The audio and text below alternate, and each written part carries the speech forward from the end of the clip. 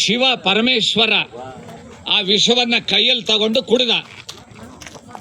ಕುಡಿದ ತಕ್ಷಣ ಪಾರ್ವತಿಗೆ ಗಾಬರಿ ಆಯ್ತು. ನಮ್ಮ ಯಜಮಾನರು ವಿಷ ಕುಡಿದು ಬಿಟ್ರಲ್ಲ ಅಂತ.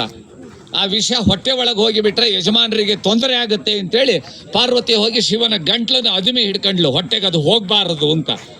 ಅವಾಗ ಗಂಟ್ಲೆಲ್ಲ ನೀಲಿ ಬಣ್ಣ ಆಯ್ತು ಶಿವಂದು. ಅವನಿಗೆ ನೀಲಕಂಠ ಅಂತ ಹೆಸರಿಟ್ರು. ಏನಂತ ಇಟ್ರು? ನೀಲಕಂಠ. ನೀಲಿಯ ಕಂಠ, ಕುತ್ತಿಗೆ, ಬ್ಲೂ ನೆಕ್ ಆಯ್ತು ಅವನದ್ದು.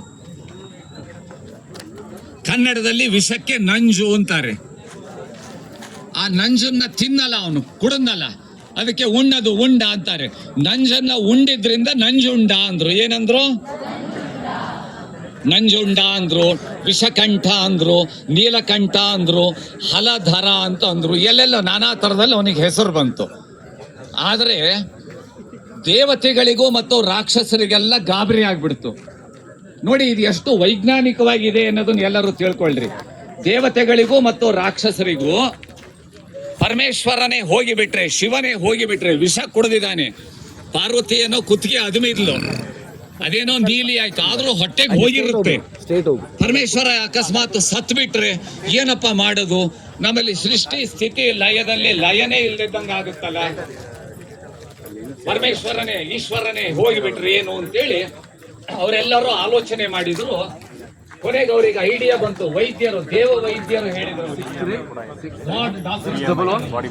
ಅವ್ರು ಹೇಳಿದ್ರು ವಿಷ ಹೊಟ್ಟೆ ಒಳಗೆ ಹೋಗಿ ಮೈಗೆಲ್ಲ ಅದು ಆಗಬೇಕಂತಂದ್ರೆ ಈಗಿನ ಆಧುನಿಕ ವಿಜ್ಞಾನನು ಅದನ್ನೇ ಹೇಳುತ್ತೆ.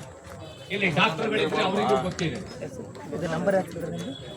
ಯಾರಾದ್ರೂ ಹಾವು ಕಚ್ಚಿದೆ ಅಂತಂದ್ರೆ ಡಾಕ್ಟರ್ ಹೇಳೋದು, ಮೊದಲು ಹೇಳೋದು, ಅವ್ರನ್ನ ನಿದ್ದೆ ಮಾಡಕ್ ಬಿಡ್ಬೇಡ್ರಿ ಅಂತಾರೆ. ಹಾವು ಕಚ್ಚಿದೆ ಅಂತ ಹೇಳಿದ್ರೆ ಡಾಕ್ಟ್ರು ಅವ್ರನ್ನ ನಿದ್ದೆ ಮಾಡಕ್ ಬಿಡ್ಬೇಡ್ರಿ, ಎಚ್ಚರದಲ್ಲೇ ಕರ್ಕೊಂಡ್ ಬರ್ರಿ ಅಂತಾರೆ. ನಿದ್ದೆ ಮಾಡಿಬಿಟ್ರೆ ವಿಷ ಏರುತ್ತೆ ಅಂತ. ಅದು ಹಿಂದೆ ನಾಟಿ ವೈದ್ಯರು ಹೇಳ್ತಿದ್ರು, ಈಗಿನ ಅಲೋಪತಿಕ್ ಆಧುನಿಕ ವೈದ್ಯರು ಅದನ್ನ ಹೇಳ್ತಾರೆ. ಹಾವು ಕಚ್ಚಿ ವಿಷ ಏರಿದ್ದು ನಿದ್ದೆ ಮಾಡಿದ್ರೆ ಜಾಸ್ತಿ ವಿಷ ಬರುತ್ತೆ ಅಂತ. ನೋಡಿ, ವೈದ್ಯರು ಹೇಳಿದ್ರು ಈಶ್ವರ ನಿದ್ದೆ ಮಾಡಿಬಿಟ್ರೆ ವಿಷ ಏರುತ್ತೆ. ಪರಮೇಶ್ವರ ಶಿವ ನಿದ್ದೆ ಮಾಡಬಾರ್ದು, ಅವನು ನಿದ್ದೆ ಮಾಡಬಾರದು ಅಂತ ಹೇಳಿದ್ರೆ ಎಲ್ಲರೂ ಭಜನೆ ಮಾಡೋಣ, ರಾತ್ರಿ ಎಲ್ಲ ಎಲ್ಲರೂ ನೃತ್ಯ ಮಾಡೋಣ, ಎಲ್ಲರೂ ಶಿವನಾಮ ಸಂಕೀರ್ತನೆ ಮಾಡೋಣ, ಶಿವನ ಧ್ಯಾನ ಮಾಡೋಣ. ಒಟ್ಟು ಯಾರು ಮಲಗಬಾರ್ದು, ಇಡೀ ರಾತ್ರಿ ಬೆಳಗಾಗವರೆಗೂ ಶಿವನ ಎಚ್ಚರದಲ್ಲಿ ಇಟ್ಕೊಳ್ಳೋದಕ್ಕೆ ನಾವು ಜಾಗರಣೆ ಮಾಡಬೇಕು ಅಂತ ಮಾಡಿದ್ರು. ಅದು ನಮ್ಮ ಮನುಷ್ಯರಿಗೆ 1 ವರ್ಷ ಅಂದ್ರೆ ದೇವತೆಗಳಿಗೆ 1 ದಿವಸ. ನಮಗೆ 1 ವರ್ಷ ಅಂದ್ರೆ ದೇವತೆಗಳಿಗೆ ಅದು 1 ದಿವಸ. ಹಾಗಾಗಿ ಅವರು ವರ್ಷ ಪೂರ್ತಿ ಜಾಗರಣೆ ಮಾಡಿದ್ರು. ನಾವು ವರ್ಷದಲ್ಲಿ 1 ದಿವಸ ಜಾಗರಣೆ ಮಾಡ್ತೀವಿ. ಆ ನೆನಪಿನಿಂದ ಈಗ ಅರ್ಥ ಆಯ್ತಾ ಶಿವರಾತ್ರಿ ಯಾಕೆ ಮಾಡ್ತೀವಿ ಅಂತ? ಈಗ ಅರ್ಥ ಆಯ್ತಾ ಶಿವರಾತ್ರಿ?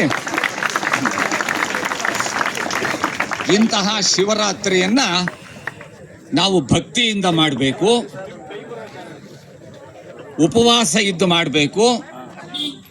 ಅಕಸ್ಮಾತ್ ಉಪವಾಸ ಮಾಡಕ್ಕಾಗದೆ ಹೋದ್ರೆ ಲಘುವಾದ ಉಪಹಾರ ಅಥವಾ ಫಲಾಹಾರ, ಹಣ್ಣು. ಕಾರಣ ಏನು ಅಂದ್ರೆ ಇಷ್ಟೇ, ದಿವಸ ತಿನ್ನಂಗೆ ಊಟ ತಿಂಡಿ ಎಲ್ಲ ತಿಂದ್ಬಿಟ್ರೆ ತಕ್ಷಣ ನಿದ್ದೆ ಬಂದ್ಬಿಡುತ್ತೆ ನಮಗೆ, ಹೊಟ್ಟೆ ತುಂಬಿ ಆಲಸ್ಯದಲ್ಲಿ. ಅದಕ್ಕೆ ಉಪವಾಸ ಇದ್ರೆ ಅಥವಾ ಲಘುವಾದ ಆಹಾರ ತಗೊಂಡ್ರೆ ನಿದ್ದೆ ಬರೋದಿಲ್ಲ, ಮಂಪರು ಬರೋದಿಲ್ಲ, ಜಾಗರಣೆ ಮಾಡಬಹುದು ಅಂತ ಹೇಳಿ ಸಂಕೇತವಾಗಿ ಅದನ್ನ ಮಾಡಿದ್ದಾರೆ. ಕೆಲವರೆಲ್ಲ ಊಟ ಮಾಡೋದು ಬಿಡ್ತಾರೆ, ಊಟದ 2ರಷ್ಟು ಟಿಫಿನ್ನು ಮಾಡೋರು ಇರ್ತಾರೆ. ತಡ್ಕೊಳಕ್ಕಾಗಲ್ಲ ಬಾಯಿ ರುಚಿ. ಆದರೆ ಇಂತಹ ಆಚರಣೆಗಳು, ಇಂತಹ ಕಥೆಗಳು, ವೈಚಾರಿಕವಾಗಿ ವೈಜ್ಞಾನಿಕವಾಗಿ ಇರುವ ಕಥೆಗಳು ಪ್ರಪಂಚದ ಇನ್ಯಾವ ದೇಶದಲ್ಲೂ ಸಿಗೋಲ್ಲ. ನಮ್ಮ ದೇಶದಲ್ಲಿ ಮಾತ್ರ. ಒಂದು ಚಪ್ಪಾಳೆ ಕೊಡ್ರಿ.